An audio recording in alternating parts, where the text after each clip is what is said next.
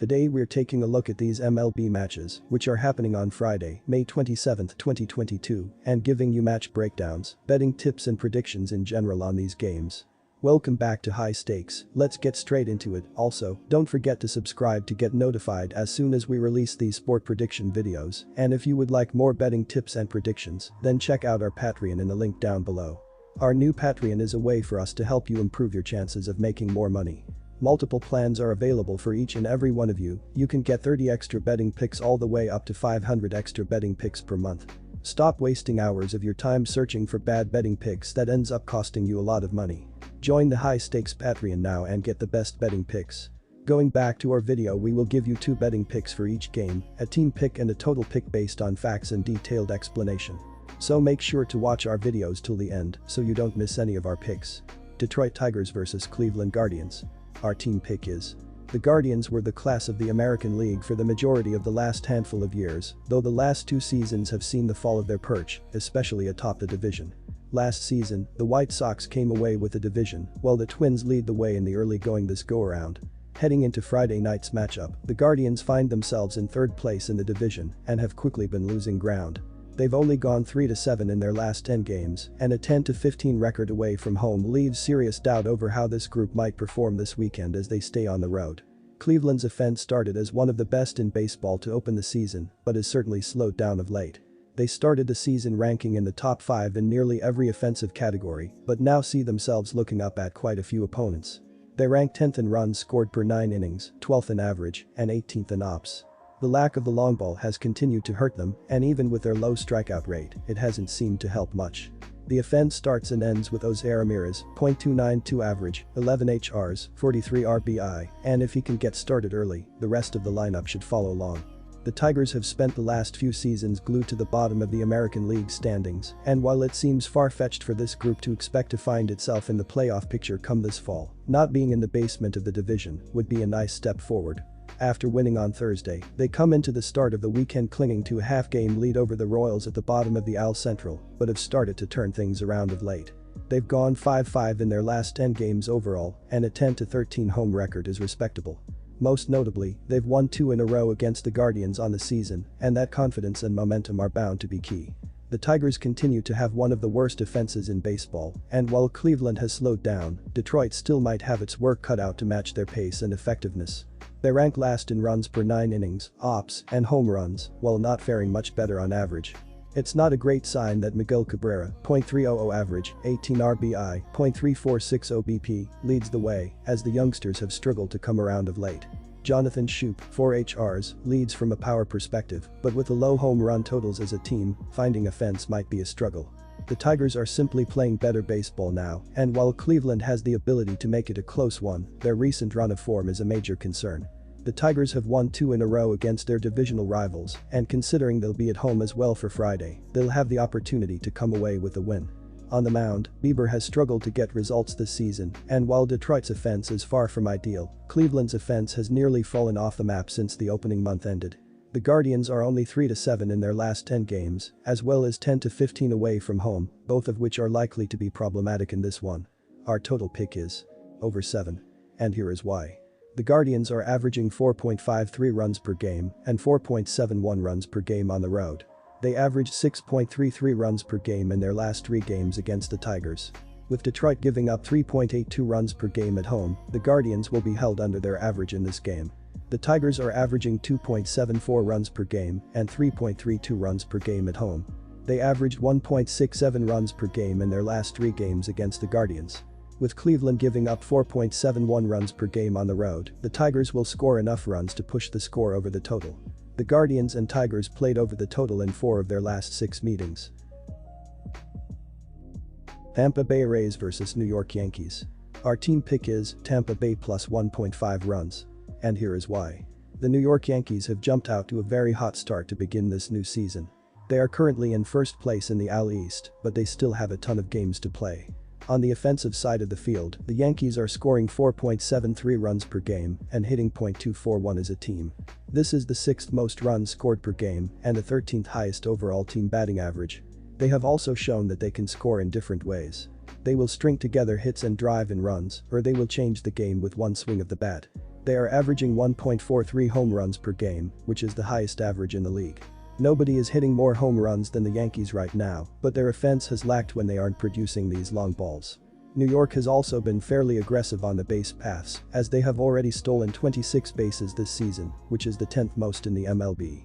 They know that their batting order is very deep, and they aren't afraid to put their base runners into scoring position as quickly as they can. I would recommend watching for Aaron Judge at the plate in this one. He is currently hitting .313 and has already smoked 17 balls out of the park. Judge is leading his team with the highest batting average and the most runs, as he has been a problem at the plate this season. The Tampa Bay Rays have jumped out to a decent start to begin this season, but they still have a long way to go. They are currently in second place in the AL West, as they only trail the Yankees. This series is very important to them, as they are only 4.5 games back. On the offensive side of the field, the Rays are scoring 4.40 runs per game and hitting .240 to begin this season. This is the 12th most runs scored per game and the 14th highest overall team batting average. They have shown that they can make contact with the ball, but they need to do a better job of hitting when they have runners in scoring position. Tampa Bay has also been one of the most aggressive base running teams this season, as they have already stolen 34 bases. This is the second most bases taken this season, as the Rays have been very aggressive on the base paths. They attempt to put their runners into scoring position as quickly as they can. Tampa Bay also can smoke the ball out of the park, as they are currently averaging 1.04 home runs per game. This is the 12th highest average in the MLB, as they can change the game with one swing of the bat. I would recommend watching for Yandy Diaz at the plate in this one. He is currently hitting .275, which leads his team. He has been the most consistent hitter for Tampa Bay this regular season. I will be sticking with the home team in this matchup. The New York Yankees struggled in their previous series against the Baltimore Orioles, even if the box score doesn't show it. The Rays looked great against the Marlins in their previous series, and I believe they are beginning to play some of their best ball of the season. They are currently scoring the 12th most runs per game and averaging 1.04 home runs.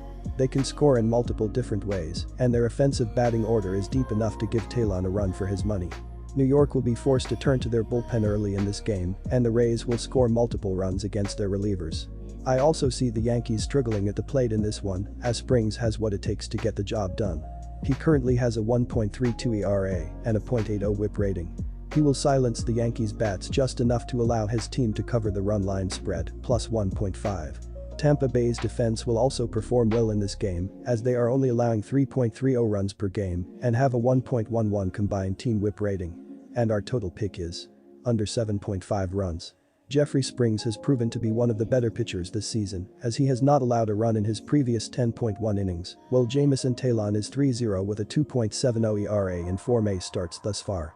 Both teams overall have done extremely well on the pitching side of things, as the Yankees are third in baseball WITH and NBSP, a 2.98 team ERA, while the Rays are sixth with a 3.34 team ERA so far. With the injuries mounting up and two talented pitchers starting the game, it will be difficult to score runs. The under is 11.52 in the Yankees' last 18 games as a road underdog, while it also is 8.22 in the Rays' last 12 games against a divisional opponent. All in all, go with under 7.5 runs. New York Mets vs Philadelphia Phillies. Our team pick is New York Mets. And here is why. The Phillies are tied for second in the NL East with the Braves, trailing the Mets by 7.5 games. Philadelphia salvaged the finale of the 3-game contest against Atlanta 4-1 on Thursday. The game was tied 1-1 after 6 innings, but the Phillies scored 2 runs in the 7th and added a run in the 8th. Odubel Herrera went 2 for 4 with 2 RBI, Nick Castellanos also drove in a run, and JT Realmuto hit his 3rd home run of the season. Aaron Nola was dominant on the hill with 10 strikeouts and only 1 run allowed in 8 1/3 innings.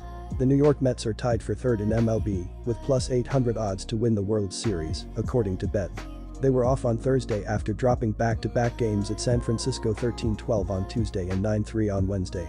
New York's offense is second in MLB with a .260 batting average, 4th scoring 4.9 runs per game, 20th with 39 home runs, and 20th with 20 stolen bases. Pete Alonso leads the team with a .840 ops, 11 home runs, and 41 RBI. Francisco is second on the club with 8 home runs and 33 RBI. Zach Eflin is 3-5 with a 5.03 ERA in his career against the Mets, which included getting light up for 6 runs and 8 hits in a 10-6 loss on May 1st. On the road this season, Eflin is 0-2 with a 7.07 in 3 starts. The Phillies' defense is also dead last in MLB, with -23 runs saved. The Mets are the third most profitable team for sports bettors this season at plus $598, according to covers.com. New York will have an advantage on the mound, with Carlos Carrasco starting, who is 2-0 with a 2.16 ERA in 4 home starts.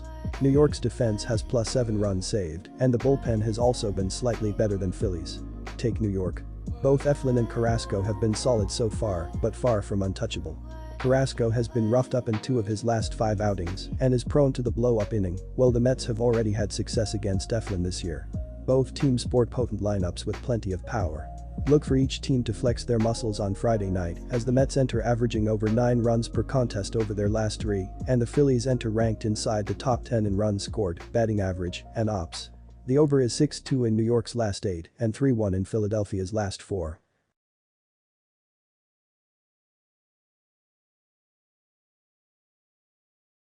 Disclaimer: no financial advice. The information on this channel is provided for education and informational purposes only, without any express or implied warranty of any kind, including warranties of accuracy, completeness, or fitness for any particular purpose. The information contained in or provided from or through this channel is not intended to be and does not constitute financial advice, investment advice, trading advice, or any other advice. The information on this channel and provided from or through this channel is general in nature and is not specific to you, the user, or anyone else. You should not make any decision, financial, investment, trading, or otherwise, based on any of the information presented on this channel without undertaking independent due diligence and consultation with a professional broker or financial advisory.